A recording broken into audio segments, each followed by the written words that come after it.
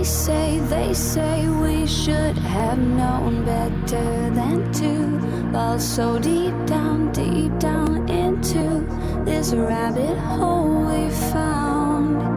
And I was thinking, hi, this is Nico. You're listening to my dad Fall, also known as the White Rabbit, and James Jardine on the one and only Down the Security Rabbit Hole podcast. Buckle up and enjoy. deep into this pool of regrettable situations. Pitch black, think back to the last time that we were happy.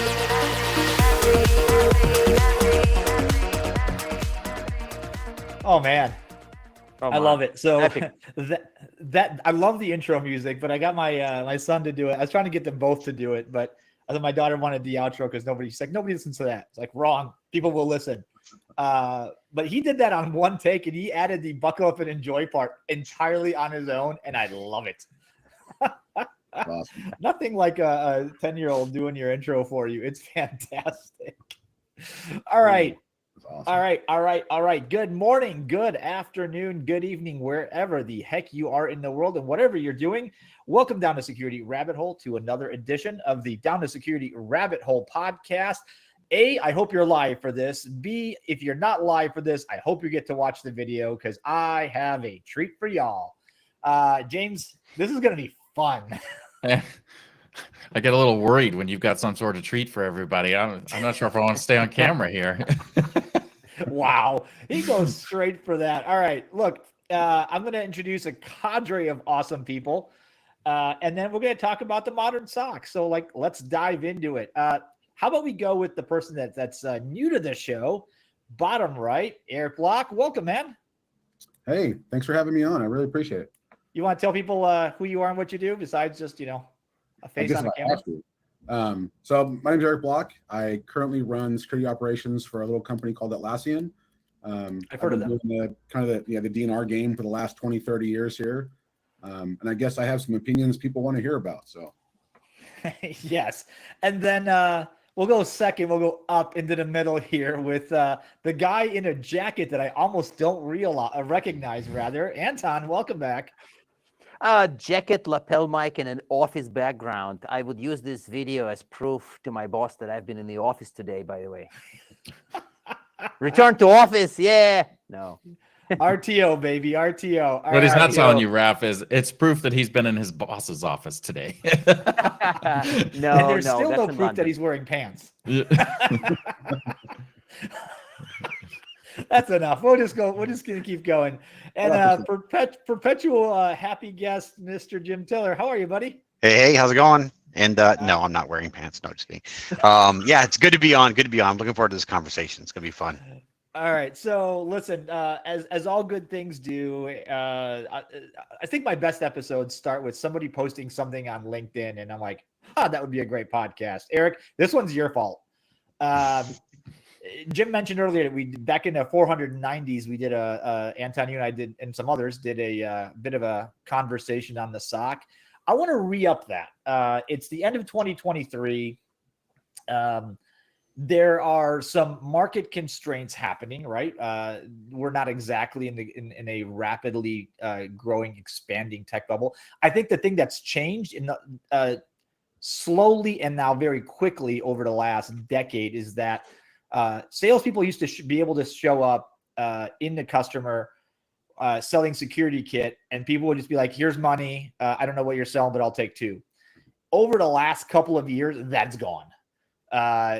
We're no longer selling everything all the time easily. So the SOC has become a focal point for technology. And I think the way that the labor market and global macroeconomics influences all of this has something to say about it too. So Anton, I won't ramble, but inside joke. But Erik, I'm going to ask you this question. Since you're currently running one, what does the modern SOC look like and how is it different? Well, as I've been doing some analysis the last, 6-7 years here between different companies I've been at and whatnot, I've been actually trying to tease that out myself. It's like when I was at a smaller company, yeah, it's fine. You outsource it to an MSSP. You shoot all your logs over there. They have a magical black box and they start spitting out some detections for you. At the same time, like those MSSPs, they still escalate issues back to you. So you still have to have some type of function on your side that deals with something somehow. When I started to move to bigger companies and we started to in-house our SOC, I was trying to again tease out the differences between a managed service where you're outsourcing it and the SOC you have internally. And what I found, and probably this isn't a big surprise to anybody, is your internal SOC ends up being more akin to like an IT help desk than it does like people behind the screens, watching attack things happen and attacks in real life or whatnot, and constantly fighting the bad guys. Half of the work your internal SOCs do is just answering questions. Someone's asking in a Slack channel, hey, I have a RFP from a customer, who do I give this to? Hey, my password got compromised, I have it reset. Hey, the VPN isn't working. And that's half of the issues that your enterprise SOCs deal with, and most of those are them playing kind of air traffic controller and routing these issues to the right problem that can fix them. The other half, what they do is what you actually pay an MSSP to do. And that's looking at all your machine-based detections and noise, all the things that are coming out of all your blinking lights in your machines, trying to find all the bad things. That's the second half of the job that enterprise SOCs are doing. And so they have depending on the company, it could be 60-40, 70-30. But what I've found, at least from the last 3 companies I've been at, it equals out to about 50-50 split between what I call kind of human-generated events, where again, Slack messages, emails, tickets being open, people calling you, reporting things, and your machine-based detections, which are again your SIM platforms, your CNAPs, your CrowdStrikes, whatever, making noise. And so the disparity between, or I guess the delta between an MSSP and an internal SOC is just that kind of that IT help desk function, which you kind of end up establishing anyways, even if you outsource your SOC, because again, there's going to be an escalation path back to you somehow. And then you're still going to have, even if at the smallest company, you're still going to have people coming to ask you questions. And so that human element still has to exist. Even if you're a one-man show or a 2-person show, somebody still has to be there to answer those questions. So I guess it probably comes down to a matter of scale, and kind of what your company does around which model probably suits you best. Okay. All right, Anton, I'm going to hold you for a second because I know you probably have an opinion. I'm going to go down to Jim first.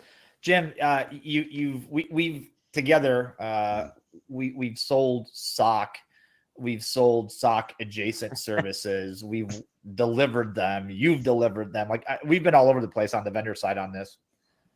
What do you see changing?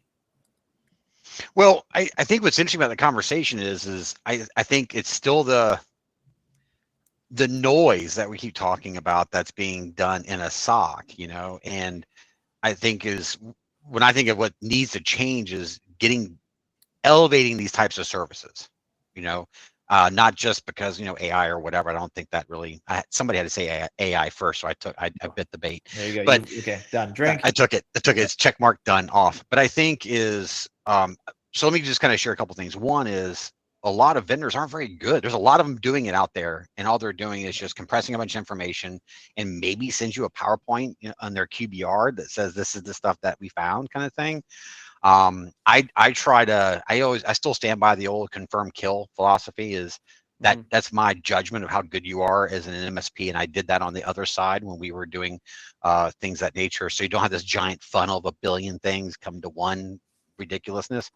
But I think for me is I'm still waiting for that next level. I know we talk about like threat hunting and stuff, but I don't think you should build your own, but I think when you do go look outside, you need to look for more synthesized set of services, like kind of an infusion of endpoint monitoring, vulnerability, elements of threat detection. That's where I'd like to see it go. I don't know if it's going there yet, if I'm honest. I'm not sure I answered your question, Raf, but that's all right. That's good. I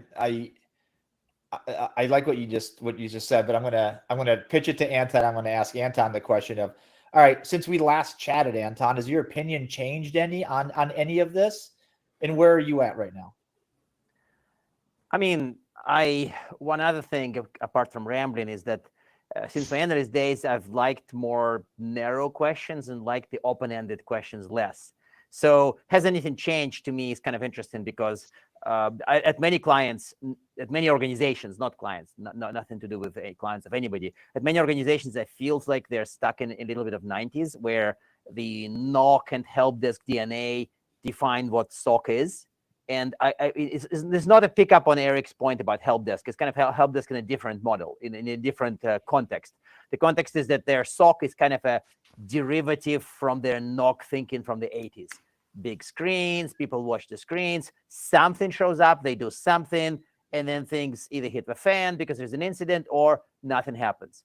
And I see this as a classic SOC, and I see any improved version of that as a classic SOC anyway, not modern SOC.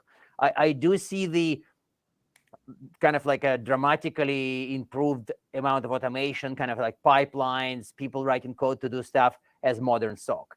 And how uncommon that is, like really uncommon.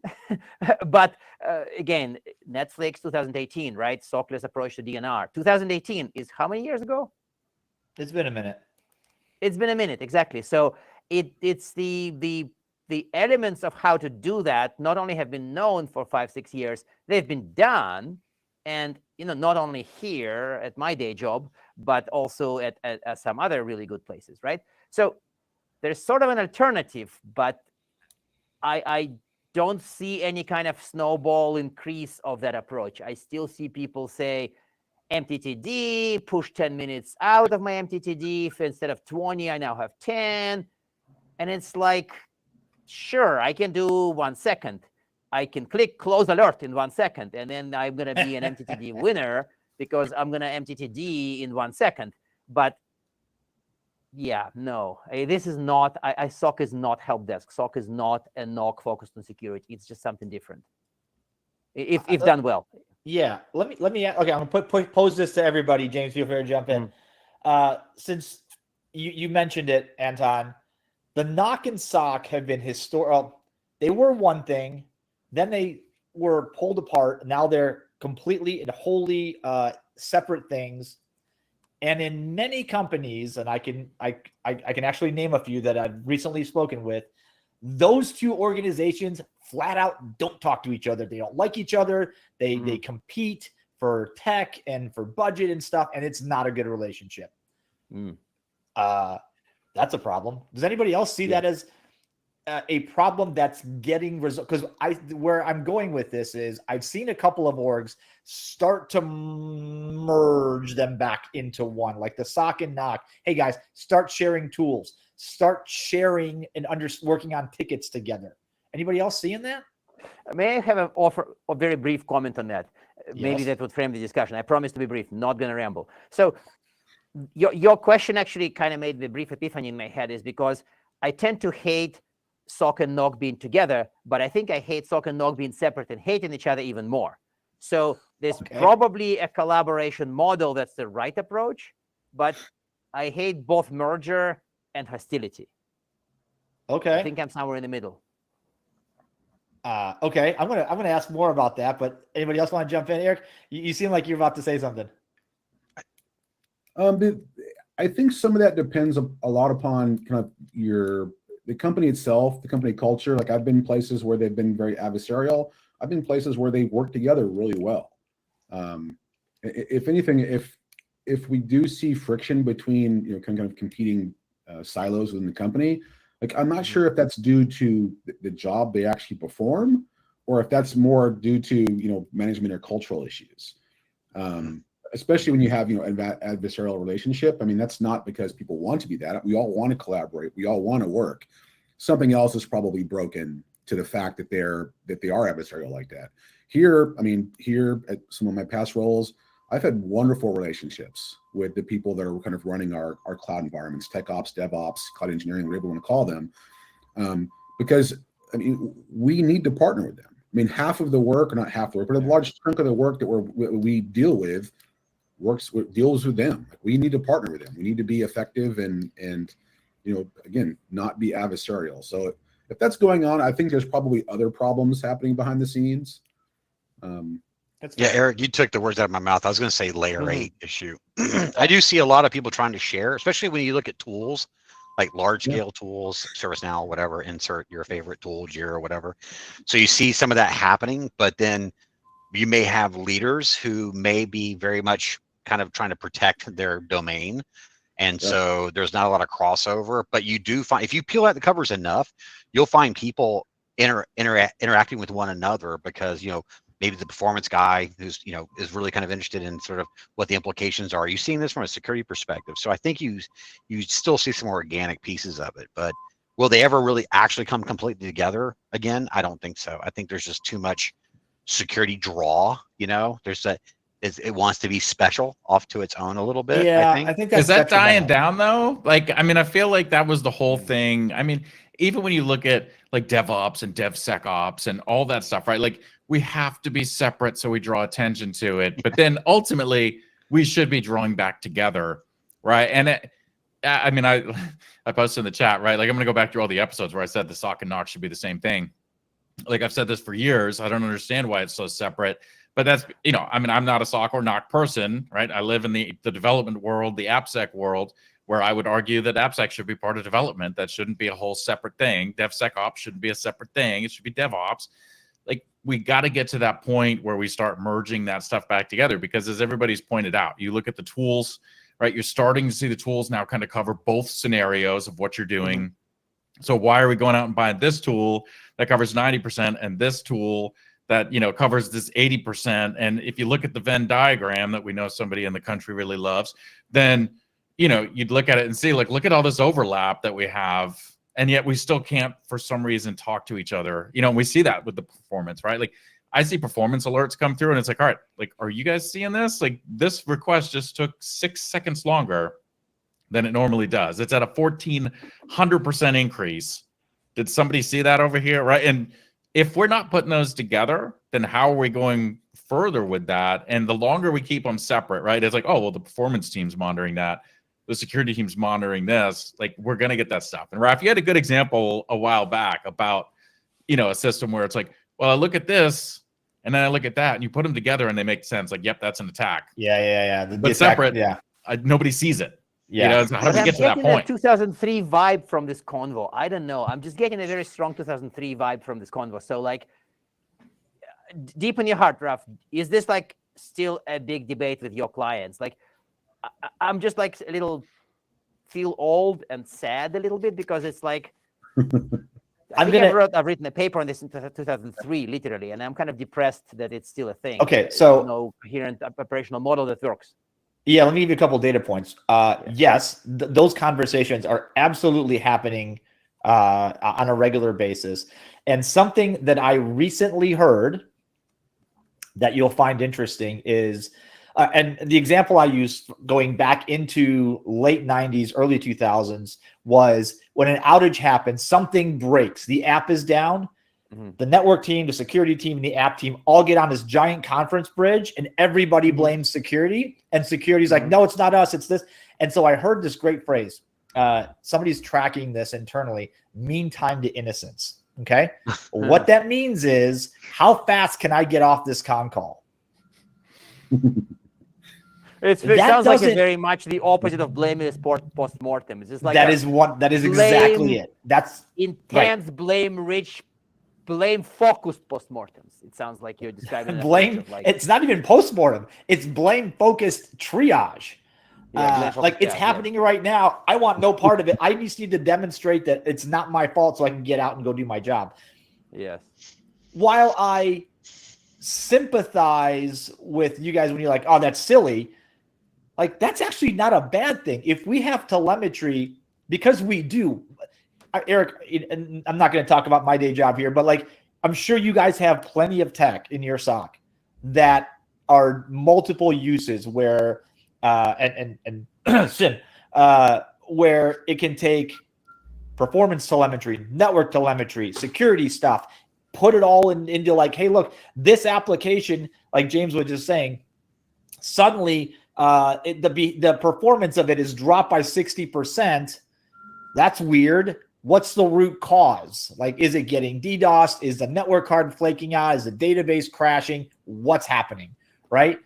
And as we go into what I want to say, like the next generation of where we want to go, this blameless postmortem and collaborative, cooperative, like IT operations. I think that's the only way forward, is if we literally sit next to each other and stop trying to point the finger at everybody else, because we're not going to find the next generation, the next iteration of modern, complex attacks if we're just looking at our version of the data. Erik, am I crazy? I mean, no. I mean, the short answer. I mean, I guess to circle around on that, a lot of what we do operationally relies upon non-security data. Like when we need to, hey, somebody did something somewhere. Who is this? Okay, I have like some, I have their IAM account number or something. Like someplace you have to go look it up to actually figure out who a human is, and often that data isn't included in like your telemetry log. It's not included from guard duty. It's not included from some of your tooling you have. So you're out looking at non-security data. Like I'm logging into Workday. Who is this person? I'm logging into my IDP. I'm logging into things that you don't normally get telemetry data from as part of your security stack to actually figure out some of these problems. Which to your earlier point, it kind of branches out into the collaboration between teams, not just between you and IT, not just between you and tech ops.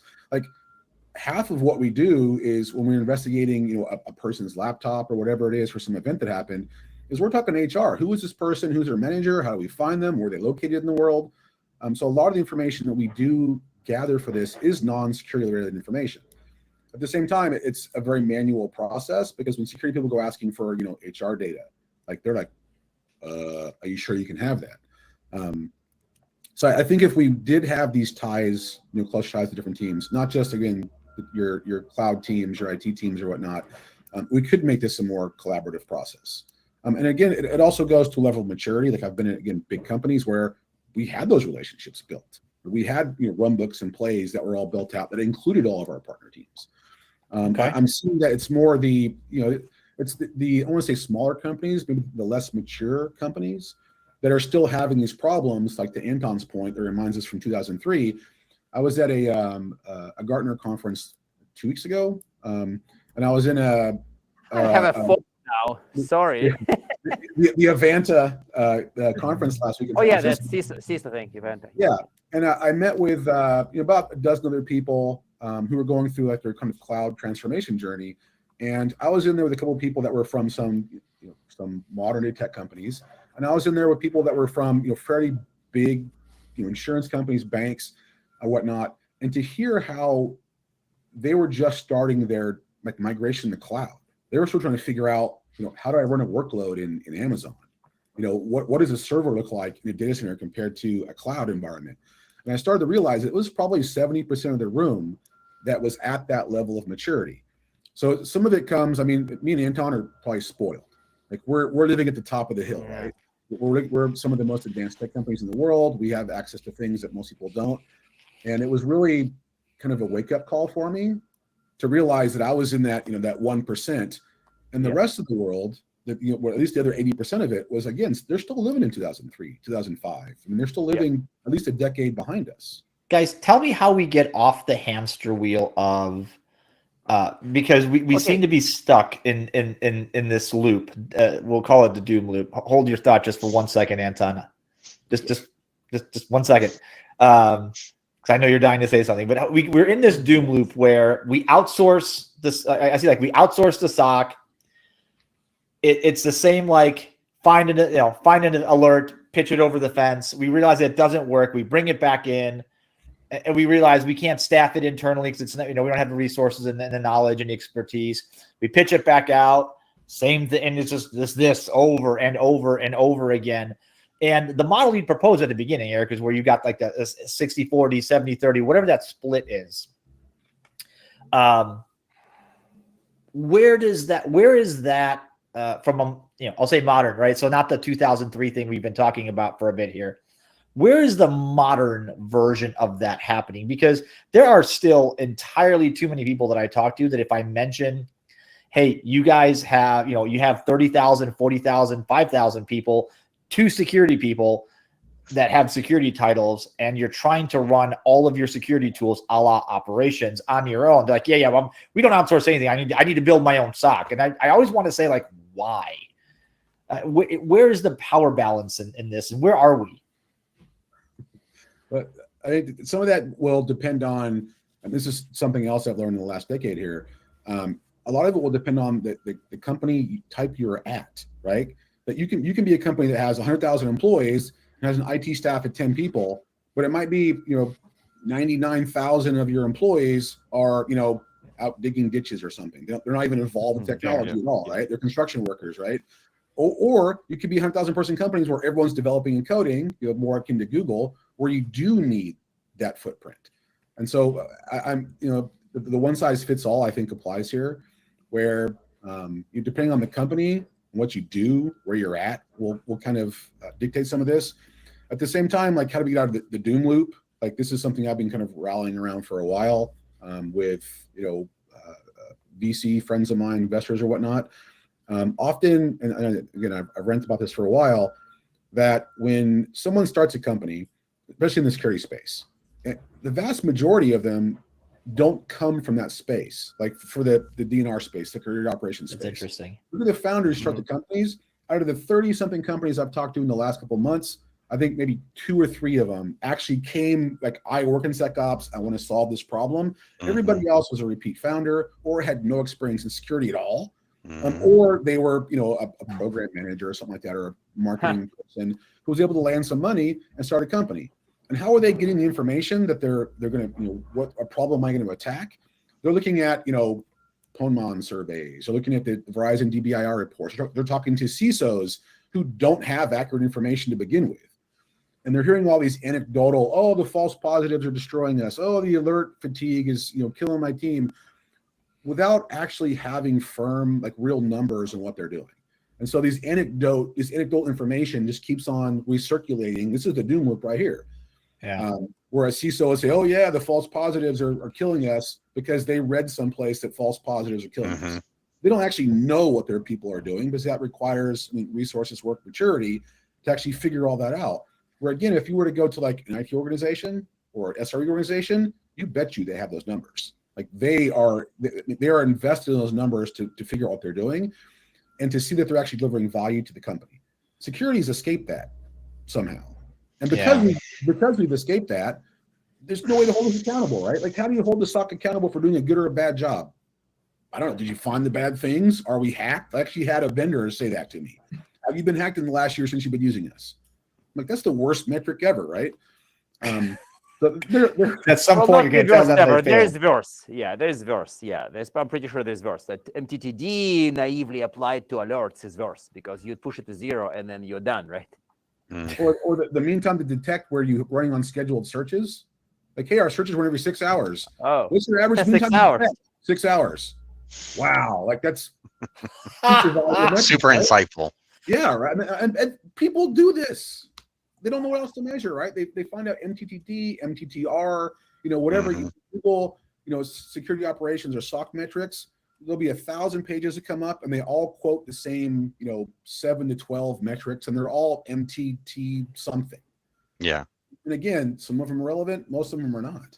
If I may build on your point, when you introduced the concept of the VC creating this sort of death loop that Raph was talking about, I was going to go the direction of just technology, right? There's like this sort of grinder of technology coming in and out of the security industry, right? There's just tools everywhere. You can't throw a stone without hitting 100 different tools. And because we can't necessarily answer what a good SOC looks like, because we just said, what are the metrics, what do those translate to? We're always hunting that next piece of technology kind of thing. And so the VCs are there to, fulfill that hunger, right? And very more often than not is you're not getting the type of information that what you really need to be good. So a lot of people are absorbing technology in search of the answer, as opposed to really kind of finding out what the problem is and then sort of engineering in that direction. And also let's just not forget is even in the CISO space there's a lot of top-down pressure with innovation, right? I mean, the innovation word has been used a lot. So everybody's like constantly saying, Well, how do you define success? I mean, if you do security really well, you know the saying, you never know it exists kind of thing. That doesn't work well in a business environment, much less one that's consuming a great deal of money, and you got to be able to show progress. So we're just kind of reaching and finding these things because nobody's satisfied with, we've managed to protect the company this week, you know? So this hamster wheel, Raph, you're going, my last point is that there's a lot of things I think play into that. I think the biggest one is just this technology grinder that we're just stuck in. What about Anton, before we hop to that real quick, what about like the experience and skill level of the people running SOCs and building them up, right? Because I mean, over the years, we've definitely had the issue of people like to build their empires, right? Like that helps build apart the thing. So you got people that want to come in and build their own thing and do everything separate, right? It's their resume builder. It's how I'm going to get to the next level. How much does that play a part? Like, do we struggle from that? Is that what's keeping us in like 2003? Or, you know, what is it that if you went to any different SOC is holding that back? Or is it the fact that, hey, I come in, because not many people get to build a SOC on their own, right? You're coming into something existing, just like a CISO walking in. I don't have time to come in and redo the system to do it right. I have a system that's running. I have to keep it running. And you're almost forced into the, yeah, we're stuck in this millennial here trying to keep going. And I'd love to switch it out, but I don't have the resources and the time or the justification to switch it out because it's recognized across the industry that what we're doing is what everybody's doing. So this is kind of, timing is fascinating because on Monday, I have to record a presentation, which is based on a paper we just finished, but not published, that considers this exact point. You have a choice of improving something you built, or you have a choice of burning it and building from scratch. And how do you decide whether in your particular circumstances, you need to push your SOC harder, filter logs, improve triage, or do you need to kind of get a flamethrower, burn it, and go do it in a different model? Like, it's literally the whole point of the paper is these two things and how to do it. So I'm not going to spoiler it because it's written jointly by with another company, so I can't really tell more, but it's fascinating that it's still very much a question, like literally that question. So speaking of terrible metrics, and I wanted to touch on this before we get out of how much we ramble is terrible. What's that? How much we ramble, including myself. Yes. No. This is good. So listen, Erik, this is possibly a linked into what you were saying on LinkedIn. The false positives, false negatives conversation, right? This is how many of the SOC as a service places that I've worked at, far too many, had the misfortune of being judged by customers, right? Somebody goes, oh, all you're sending me is false positives. And while that would be a semi-fair complaint, it isn't, because most of the time, all you get is the alert, and you don't actually get the access to, as the outsourced SOC, to the inside to like to actually see what is happening there that's generating that alert. And so where are we on the discussion of false positives, false negatives in this industry from a tools, from a SOC perspective? Because this is a conversation I think is very much modern day SOC. Yep. But it is, I do not think it's a solved problem. But it's also 2003. It's modern and 2003.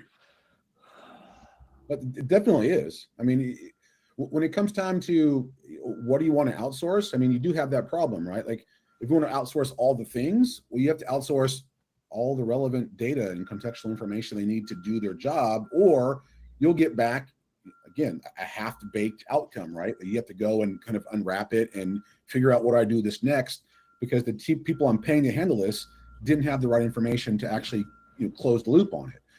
So then you're starting to back yourself up a little bit, saying, okay, well, I can't share, my Google Drive data, my Workday data, whatever, with this third party because legal won't allow it.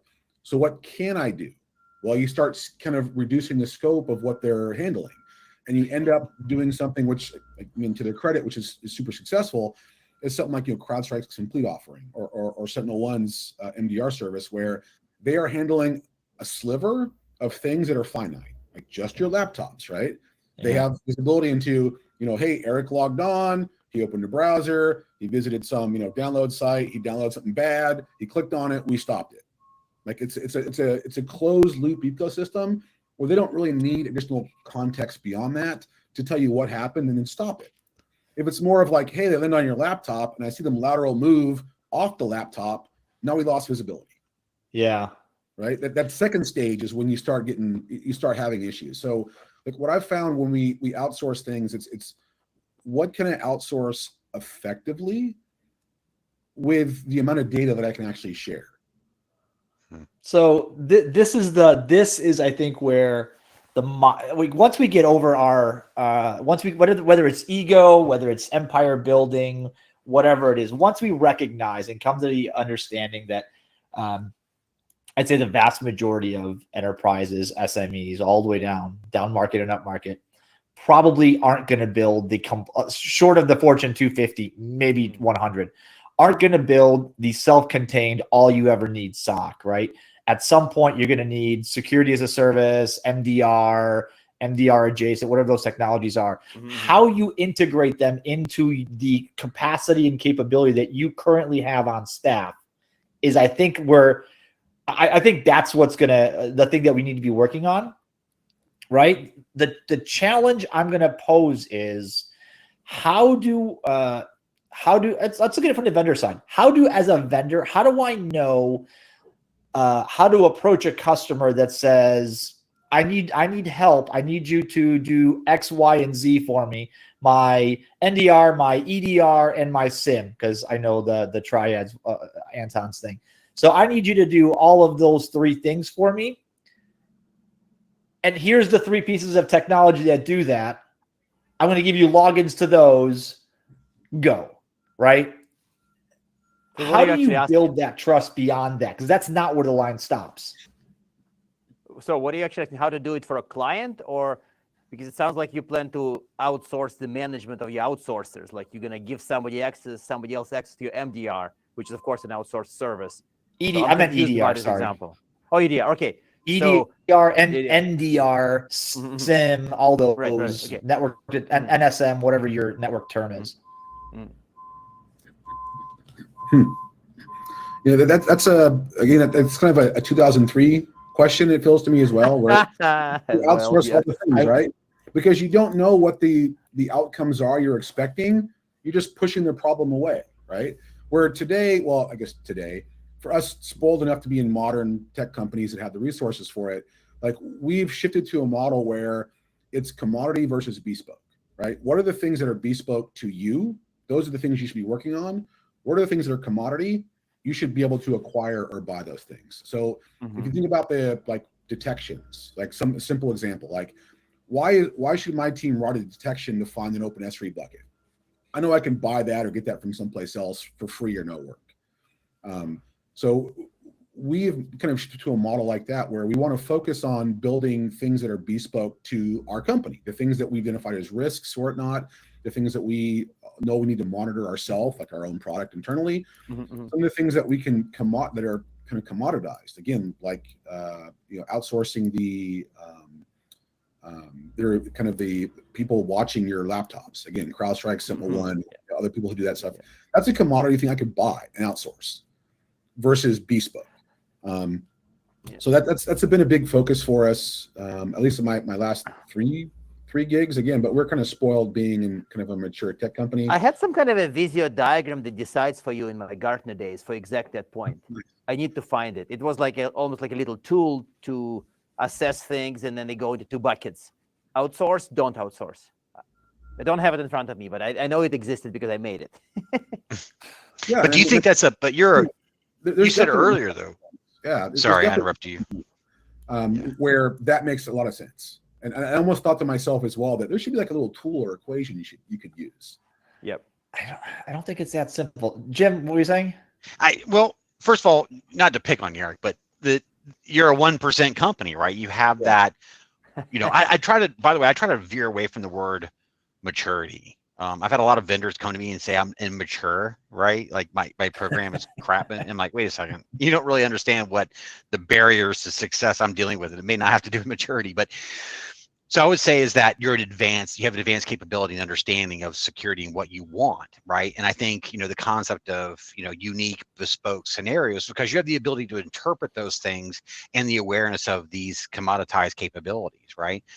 And I think there are small, medium, even large companies like we talked about earlier, like you felt that, everywhere I go, the majority is still like doing things that we've been talking about to Anton's point since 2003. So, but you have to think about the implications of that to be able to identify those situations, having the knowledge and the wherewithal to know how to separate those things. Because I still interact with people who talk about, like, I'm with you. I think you need to isolate. If this does really well, then go do all your laptops here, go do all your cell phones this way, and just start dropping walls around how you bucket your business. And then, like you said, focus on the the unique pieces of it. But there's a couple of things that come into play to that, right? People are still talking about, well, how do I correlate? How do I wrap this in? How do I get a single pane of glass? All this kind of stuff, which brings us back to just have somebody go manage my SIM and EDR in the cloud for me. So just like people outsourcing, almost like contracting the skill to do it. So you have all these like handles that people are trying to pull. And I think fundamentally it comes down to where they are in that phase. And then just, do I bite into this technology? And don't even get me started with, everybody moving in the Microsoft direction because it's available part of their E5 license kind of thing, So I get what you're saying, but I think we have to recognize that it's real easy for folks like you who live in that space, that 1%, 3%, 5% high end echelon, and everybody else is just still trying, I just want one throat to choke, just get this off my plate. I'm going to buy cyber insurance, somebody monitor my network, right? And we have to find that way of a path to get to, here's a formula. So Anton's point is dead spot on. And you're like it, maybe we should build something like this or rebuild it from Anton's perspective and say, here's a formulaic approach to this decision kind of thing. I totally agree with you on that one, Jim. And this is partially the reason why I've been kind of releasing all the data I have been. Is because until some mature organization says, this is what we do, like the small organizations won't have an idea, again, which is why they're kind of in this do move. So I'm hoping by sharing this information out, the people that don't have the resources, don't have the ability to capture that, can interpret that at least to their scale and get a better idea of what they're doing, so they can then start that kind of journey. Again, the data might not map to them exactly, but at least they have, even if it's a 50,000 foot view of it, it's still better than what they have today, which is zero, right? To get them out of that loop. So I've got more coming. I'm working on a big manifesto on metrics for the SOC here. Oh boy. Yes. That I'm working to hopefully release before the end of the year here, which I hope this helps the other security operations teams, especially the ones that want to go on this journey. Yeah, it's interesting to because I sit here and think about the question of how do people, like, if I were to go out and be in the SOC now, how do I know what these different techniques are and these tactics are outside of the majority probably of what's published out there is what we've been talking about. If I go look up how to run a SOC, I'm going to get the 2003 version, right? Like, how do we get to that point? I think, honestly, it does quite a disservice as we sit here and just constantly point out, like, oh, well, if you're in the 1%, you can do this, because it's just a scapegoat for everybody else that's in the 99% to say, oh, I can't do that. I'm not a 1%er, right? Like, we should be pushing that down and saying, hey, look, everybody can do this, but here's the blueprints for how we start figuring this stuff out. And, it is much more of an art than it is, a general cover that goes across to everybody. Like, every business is going to be different. How do you get somebody that can come in and step back, look and see what you have going on and say, okay, we can do this here, we can do that there.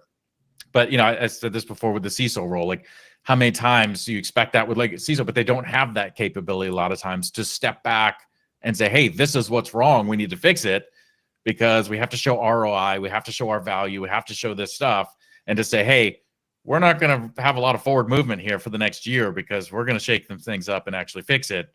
Doesn't go well, right? And so it's a hard thing to try to balance those. Anton, I think the trend that I'm that's shaping up in my mind, if I look across the last, say, start at 2000 and work our way now, and you guys can maybe discuss this if you want, but it started as an all or nothing. You either outsource your security detection or you don't. It is now moved into what Erik's talking about. So phase 2 was selectively But you're trying outsourcing. to quote in 2015 the Gartner paper that every SOC is a hybrid SOC, mixed outsourcing within house. This gives me flashbacks, but at least we moved from 2003 to I love the fact that you say every back in 2015, and we're not even there yet. So no, you were I know, so but it's like prophetic. yeah, it was kind of a future line, not a current state, but like every SOC will be a hybrid SOC. Yeah. But I think we're but we did it by functional. Like it went from all or nothing to separated by functional areas. Monitor my applications, my servers, my cloud, my endpoints, my firewalls, my this and that and that. And now we're recognizing that threats don't operate in silos, and trying to detect them in silos and detect threats in silos is it's like trying to figure out whether the light socket works by sticking your finger in it. Mm-hmm. Like it's not a good idea. And so now it's okay. What pieces of the detection is it? Identify, protect, detect, respond, recover. How much of each of those 5 vertical slices and how deep do we go internally here, right? Do I have 10 people or do I have 100 people? What level of skill do I have? What is my access to new or current technology? How much time are we allocated? Like all these things are starting to factor in. Yep. And I think that's the change. That's the curve that we're on. Because we're eventually, and like Anton, I think you're correct, back in 2015, every SOC will be a hybrid SOC, but it's going to be a hybrid SOC in that we're going to get economies of scale from the commodity stuff Erik's talking about. Yes. So that we're not measuring how many alerts you've sent over to the, or how many false positives you have, but we're talking about how much workload you can take off the top of the actual SOC analyst that you're paying for at a fully burdened rate, right? So I think that's where we're ultimately going in the arc. But I think what that does is that puts us closer to 70-30 and maybe even beyond that in terms of what do you outsource 70, what do you keep in-house bespoke 30. Yeah. I mean, this is actually funny because sorry, go ahead. Rock, paper, scissors, guys. I'd actually go the opposite direction with that, Raph. What? Yeah, right. The better that your systems get at kind of filtering all the mess you have coming in from the machine-based side and the human-based side, the better you get at the machine-based side, machine-based detections, right? Weeding out duplicate tickets, going after the benign tickets, business exceptions cases, whatever, knocking out all the low-hanging fruit. You should start to see the number of machine-based detections people have to handle reduce, right? Okay. Means the time for handling people will increase. Like if the pie is finite, it's 100%, right? It was 50-50 today. If you start decreasing the number of machine-generated alerts that you're looking at, through better pre-processing, through magical black boxes, whatever you want to do, then you'll have more room for people reports. And so I've seen it some fairly mature organizations that have this kind of a hybrid SOC model where it's about 70-30 the opposite way. About 30%, 20 to 30% is machine-based detections people are having to look at. The other 70-80% are human-generated events. So I will give you, and I'm going to take the contrarian point here, and I will give you that would be correct if SOC utilization was a zero-sum game. Like when you take away from technology, you give to people. I don't think that's how reality things work. And like in an ideal state where you can control that, I think what ends up happening is as the machine, machine learning, AI, magical algorithms take over and start filtering down the amount of crap that you have to as the analyst look through, rather than spending more time actually doing more relevant work, I think the analysts are going to, in most realities, get pulled into something else because, oh, you've got nothing to do? Here, let me give you something. And you end up being pulled. And that's why I don't think I think in a zero-sum game where you control all the variables, yes. But I think in reality, Erik, though, and in the reality that many of perhaps our listeners and the security teams out there operate, I don't think it's a zero-sum game. I think if the machines start to take more work, there'll just be more work. Well, there always going to be more work, but it's a matter of the things that humans should be dealing with are human issues, right? The machine-based issues, as they again decrease, whether that's via you have automation. You automate away all the duplicate tickets. You automate away all the benign thingies. However you do it. I mean, the idea is to just continuously get better at your detections, right? Which hopefully it means you're generating fewer things, less noise as your precision rates increase, as you get more narrowly focused on the things you want to detect. And again, that naturally just decreases that 50-50 split as the machine-based detections go down. Yes, there's going to be more work. Like maybe they spend that time doing project-based work instead. Maybe you get to Anton's 40-40-20 split or whatnot. But I guess the main takeaway here is that the machine-based detections should go down over time as you get better at doing it. Are you concerned at all as, and we got 9 minutes, so I'm going to ask this one. I'll let you guys, I'll pull the pin and toss this grenade into the pile. Are you concerned that as we start to, I don't want to use the word tune, but as we sharpen the stick, the pointy end of the detection stick, and technology starts to whittle away the things that humans have to look at, that the adversaries are going to hide in the stuff that we're whittling away? This kind of very generic comment, which I think without context, it's hard to judge. It would be some version of "it depends" would be the answer. So I'm not sure how. So like when we get you. Well, so when we look at, let me try to ask this more concretely. So when you the problem with traditional SIM tuning, right, is that you start to in the effort to reduce noise, sometimes reduce things that in a sequence of events could be actually a problem. For sure. Right. Yes. And so following that, and Eric saying, okay, using technology to tune some of that out, I don't believe you're ever going to be able to take the human out of it sufficiently enough to deburden us enough, because there's you can't expect the tech to think, and the adversary, the threat actor, the bad guy, gal, person, robot, dog, is going to be finding you in novel ways of hiding amongst the noise, which you are essentially tuning out. I'll go on record and say I absolutely believe that'll happen. Anything, the more and more you automate and the more and more you try to sharpen the end, for every filter you put in, that's one filter you didn't put in, as an example, right? So as you try to bring something more and more into focus, there are naturally things that become more and more out of focus, right? And so if you begin to continue to turn that knob, you create patterns, and those patterns where it creates these blind spots. And any good adversary is going to go after blind spots. They're going to try to find anything, and it's going to start with, what's the easiest thing to do, and then it's going to just kind of work upward from there. I'm not saying that you can't do automation. I'm not saying you can't improve it, but I think for every piece you automate, you should consider sort of a governance of that automation, something to double check it, something to verify it, something to look through it. It really kind of goes to Eric's point, right? If you have more and more happening in the technology and doing more with people, but I think there's that other element is monitor the monitors a little bit, right? So let's spend more time at a slightly higher level, letting the technology do. But I absolutely believe that. I'm a firm believer in threats find ways into things that are predictable. And when you create a certain pattern that you're going to look for, by definition, that it creates predictability for things that you aren't looking for. Anyway, that's my 2 cents. Oh, that's the cat and mouse game, though, right? Yeah, I mean, 100%. we do one thing, they do something else. We do another, they do something else.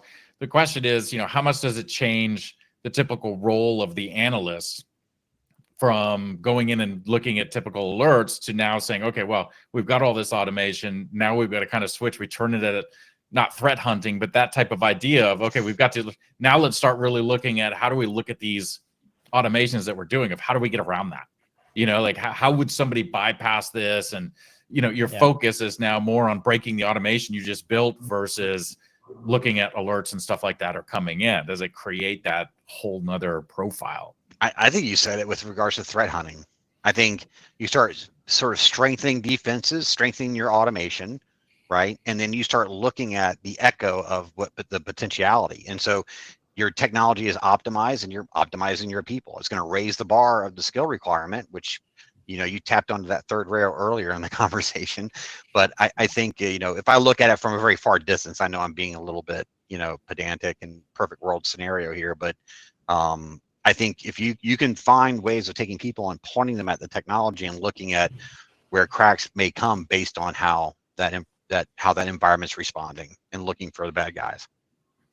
I'd actually maybe take a slightly different point of view on that, where like our security controls are designed to basically introduce friction, right? The more detections we have, the more hurdles people have to overcome to penetrate your network. Say conventional infrastructure attack. I want to pop a shell on one of Linux boxes. If we had enough friction to that, again, to your point, Jim, they'll look for an easier way, right? Mm-hmm. Which is why phishing is still so popular. Phishing is cheap, efficient, and it works. I mean, our red team here, they phish people all day long. It's effective, it's cheap, doesn't cost anything. So why would I take the harder route of trying to like avoid your automations, your detections or whatnot, when I can just send out 100 phishing emails and be on someone's laptop by tomorrow morning? Well, that implies that you're going to get detected, right? I mean, you know what I'm saying? Also kind of precipitates like why we've seen attacks go from, hey, I'm going to attack a 0-day in your Linux box, to the huge shift we've seen the last few years about them going after applications now. Like they're going after your application, they're going after your APIs, they're going after the things that have to do in that space where, again, we don't have many detections watching our applications today. Like at least we don't. That's a fun podcast right there, SOC and application security, by the way. Yeah, well, as I see the number of detections start to as we get better at it, the detections will start dropping for the infrastructure land, which is what we conventionally move today. As you start moving towards these new attack surfaces, like we should start looking at our SaaS applications, right? There's already SaaS security posture management tools. As we get visibility into that, as we get more visibility into our application, like we're starting to write detections, bespoke detections for our product, looking for bad things, because that's where that's where the bad guys are hammering, right? As we start to shift our detection strategies to our other attack surfaces, like our application, our SaaS applications, as we start using detections to monitor like governance, like, hey, someone's, I saw admin logged into your cloud environments, root logged in your cloud environments. Are they authorized to do that? Who's doing it? We're going to log it, make sure we record it. The scenarios that we're going to start using detections for will shift. As they shift towards, again, these blind spots, our SaaS applications, our internal applications, start enforcing some of our governance rules. Like, I think we're going to start seeing the needle go back to the direction, because we're going to be in this loop, right? Where now we have all these new detections, these new alerts that we don't have to do with. And it'll go back to being a manual process where it's going to take a lot of manpower until we gradually learn, like with infrastructure, how do we automate these things away? How do we filter them out? It's going to be it's almost like a green field for us.